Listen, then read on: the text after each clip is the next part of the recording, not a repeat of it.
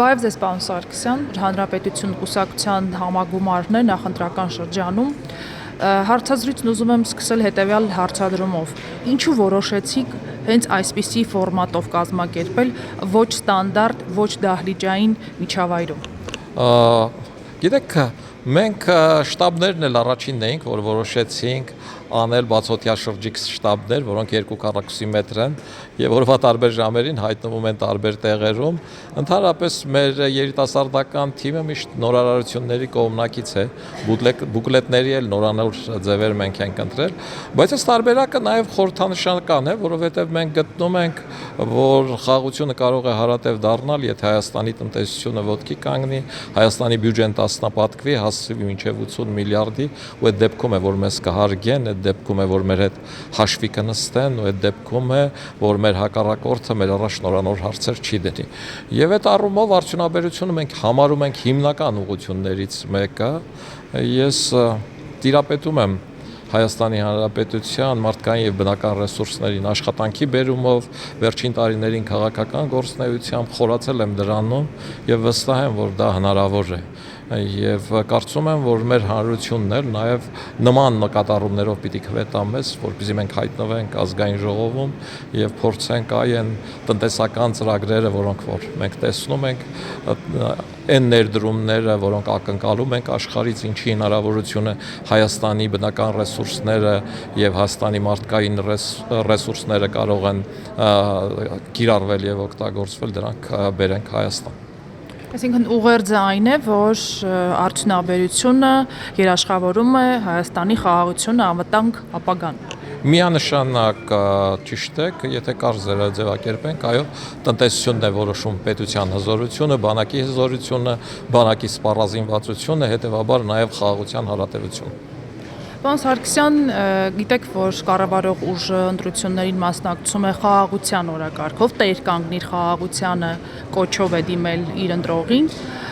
Ընդդիմադիր դաշտում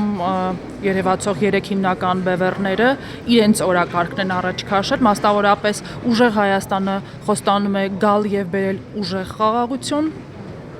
Երկրորդ նախագահ Ռոբերտ Քոչարյանը առաջարկում է իրեն ընտրել, որպեսզի ունենանք երաշխավորված խաղաղություն։ Գագիկ Ծառուկյանն էլ էլի երաշխավորված եւ ուժեղ խաղաղությունների ուղերձով է հանդես գալիս։ Ինչ ուղերձով եք դուք մասնակցում 26 հունիսի ընտրություններին։ Ես պիտի կրկնվեմ, ասեմ, որ ուժեղ եւ արժանապատիվ խաղաղություն կարելի է ունենալ մի դեպքում, երբ ունես ուժեղ տնտեսությամբ եւ զարգացող տնտեսությամբ, զարգացող աշխարհի հետ համահունչ քայլող պետություն, որովհետեւ պատերազմներում հաղթում են պետությունները, ոչ թե բանակները։ Սա այսօրվա պատերազմների པարզ իրականություն ու ճշմարտություն է։ Իսկ ձեր նշված ընդդիմադիր ուժերը այդ խաղաղությունը տեսնում են դրսի աջակցությամբ, դրսի միջնորդությամբ եւ այդ միջնորդությունը հիմնականում վերաբերվում է Ռուսաստան-Բելարուս միությանը, այսինքն Ռուսաստանի հետ հարաբերությունները ել ավելի խորացնելով հասնել նրան, որ ռուս զինվորը գա ու պաշտպանի մեզ մոտավորապես էս է համատեքստը կամ սպառազինություն տա մեզ, էս է համատեքստը։ Մենք տեսել ենք, որ իրենք իսկանդիրներ էին տվել մեզ եւ 2000-ական թվականների կեսերին մենք հրապարակ մտնող իսկանդիրներին ծափահարում էինք ու համարում էինք, որ անպարտելի են, պարզվեց դրանք 10% են աշխատում։ Մենք հակաօդային պաշտպանության միջոցներ ունեինք այս 300-ներ, որոնք պատերազմի հենց երկրորդ օրը իրենցից տասնապատիկ էժան բայրաթարներով դարձան մետաղի ջարդոն։ Մենք տեսանք, որ միասնական հակաօդային պաշտպանությունը Ռուսաստանի հետ չաշխատեց եւ ադրբեջանական անօդաչու սարքերը հասան մինչեւ Աբովյան։ Այս բոլորը մենք տեսել ենք։ Հետևաբար Ռուսաստանի հետ անվտանգություն ապահովելը մենք համարում ենք արդեն փորձված եւ իրեն չարթարացված տարբերակ եւ դա է պատճառը հավանաբար, որ Հայաստանի իշխանությունները սառեցրել են գործունեությունը ՀԱՊԿ-ի հետ, որովհետեւ այդտեղից ռազմական օգնության որևէ տարբերակ չեն տեսնում։ Ի տարբերություն գործող իշխանության մենք առաջարկում ենք ՀԱՊԿ-ից դուրս գալ, ԵԱՏՄ-ից դուրս գալ, որովհետեւ գտնում ենք, որ ինչքան էլ բալանսավորես, միևնույն է, որևէ ռազմական դաշինքի կամ երկկողմանի ռազմական փոխօգնության համաձայնություն պիտի ունենաս։ Եվ եթե դու հապկում ես, արդեն որևէ երկրի հետ երկկողմանի ռազմական փոխօգնության համաձայնությունը դառնում է բավականին բարդ։ Եթե դու Ռուսաստանի հետ համատեղ հակաօդային պաշտպանության շրջանակում ես գործում, ապա քեզ տված հակաօդային ցանկացած պաշտպանության ցանկացած զենք նույնությամբ համարվելու է Ռուսաստանին տրված, քանի որ այդ համատեղ է։ Հետևաբար բալանսավորման քաղաքականության առավելությունները հաշվի առնելով մենք մշտապես գտել ենք, որ կան իրավիճակներ, երբ այդ բալանսավորումը նմանում է երկաթոռի վրա նստելուն, որից կողմերից որևէ մեկը քեզ չի աջակցում, ոչ Ռուսաստանը իր իսկանդիրներն է տալիս, ոչ էլ մյուս կողմը իր զարգացած եւ իրապես հակառակորդին ճնշելու ունակություն ունեցող զինատեսակները, եւ այս առումով մենք գտնում ենք, որ հապկից ու ԵԱՏՄ-ից պիտի դուրս գալ։ Մենք գտնում ենք, որ Հայաստանի տնտեսությունը նոր տեխնոլոգիաներով զարգացող այս աշխարհում հնարավոր է հզորացնել արևմուտքի հետ, մասնավորապես իշխանության ստորագրած TRIP երկկողմ համաձայնության հետ, ինչի ողջունել ենք եւ համարում ենք իշխանության կողմից շատ լավ արած քայլ եւ այս ուղղությամբ նաեւ հակված ենք մեր ջանքերն ու եռանդները դնել, որպեսզի այս ուղղություններն ավելի արագ ընթանան, բայց նորից եմ կրկնում, նման գործունեություն ծավալելը համազգային համախմբման ջանքերի, եռանդի եւ երկարատև պայքարի ընթացքում կարելի է լուծել եւ մենք պիտի տրամադրվենք դրան։ Իսկ մեկ օրվա մեջ խնդիրներ լուծել առաջարկողներն, ովքեր առաջարկում են այ Ռուսաստանի հետ դառնանք Ռուսաստանի Դաշնության գործընկերը ու խաղաղությունը կլինի երաշխավորված, մենք այդ տեսել ենք Լեռնային Ղարաբաղում, երբ իրենք առաջարկեցին ռուս խաղաղապահներին, նրանք այնտեղ կանգնած էին ու դա այդպես էլ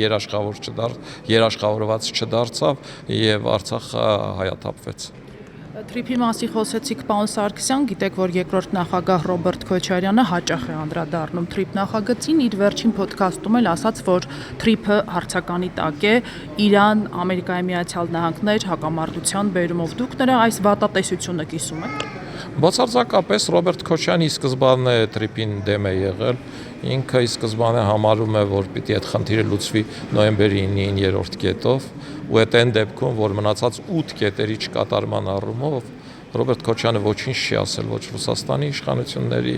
գործնեայության առումով, ոչ խաղաղարար գործնեայության առումով, ոչ Լաչինի միջանցքի առումով, այսինքն այստեղ զուտ անձնական շահից բխող մոտեցում է, ինչը ներկայացնում է Ռոբերտ Քոչարյանը, եւ իրենք միշտ փորձել են TRIP-ը ներկայացնել Ադրբեջանը Նախիջևանին կապող ճանապարհ, իրականում TRIP-ը միջին միջանցքի շարունակություն է, որը Միջին Ասիական Հանրապետությունը կապում է կենտրոնական Եվրոպայի հետ, այստեղ շահագրգիռ կողմերը շատ են եւ այստեղ խնդիրը միայն ճանապարհը չի, ավելին երկարևորը գազամուղներն են, որոնք թուրքմենական գազը պիտի հասցնեն Եվրոպա, իսկ դա նշանակում է, որ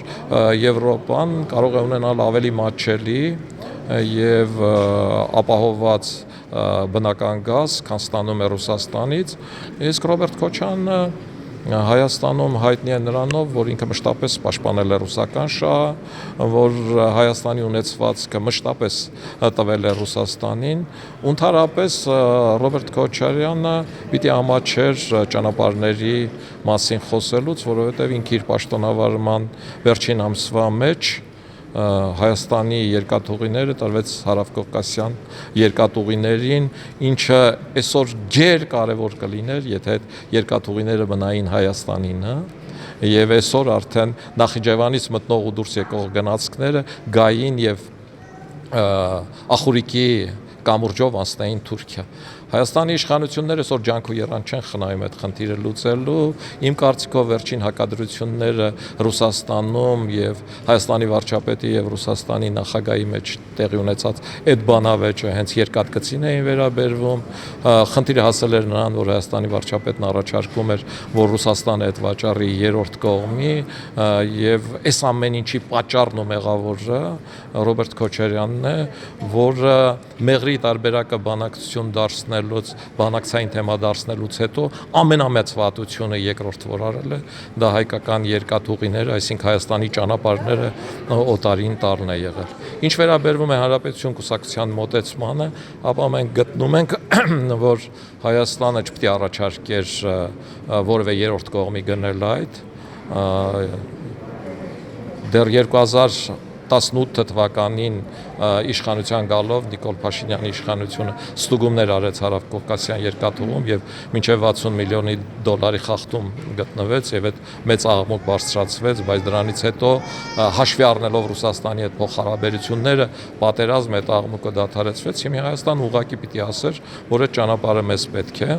եւ ճիշտ կանենք առանց դատական process-ների այդ ճանապարհը տակ։ Կամ եթե չենք ուզում սրել Ռուսաստանի հետ, հասկանալով, որ իշխանությունը բալանսավորման քաղաքականության կողմնակից է, Հայաստանը պիտի ասեր մինչև 2038 թվականը ինչքան շահույթ դուք պիտի ունենաք Հարավկովկասյան երկաթուղիներից, մենք վճարում ենք այդ շահույթը ձեզ, մենք վերցնում ենք երկաթուղիները հետ մեր տնօրինության տակ եւ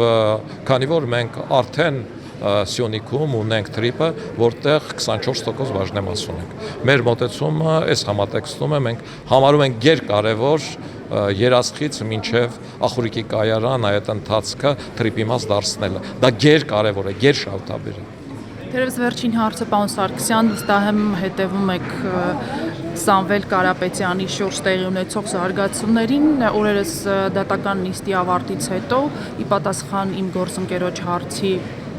որքան է գնահատում իր շանսերը, Սամվել Կարապետյանն ասել էր 100%։ Այս ինքնավստահությունը ինչի մասն է վկայում, փաստորեն 100%-ով խորհրդարանական տեղերը զբաղեցնելու մասին է պարոն Սամվել Կարապետյանը ակնարկում։ Մնացած քաղաքական ուժերը տեղ չեն ունենալու գալիք խորհրդարանում։ Գիտեք, Սամվել Կարապետյանը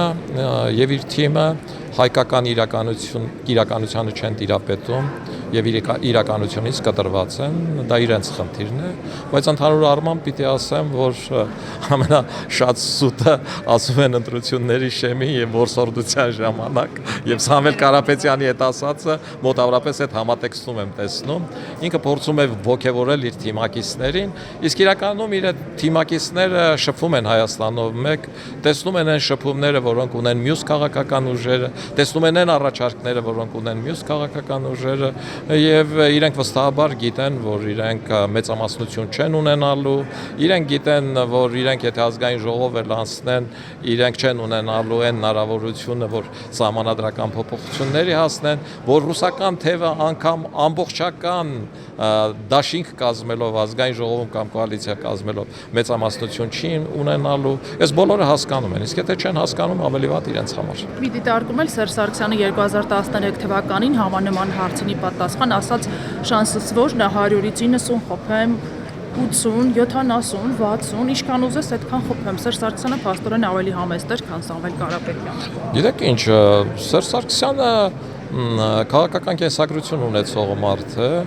ինքը առաջին ընտրությանը չէր, որ մասնակցում էր եւ կարծում եմ իր ասացնել այդ որսորդության ու նախընտրական ստի համատեքստում էր ոչ ավելի։ Շնորհակալ եմ զրույցի համար։ Հավանիչ տեսանյութը եւ բաժանորդագրվիչ նորությունները բաց չթողնելու համար։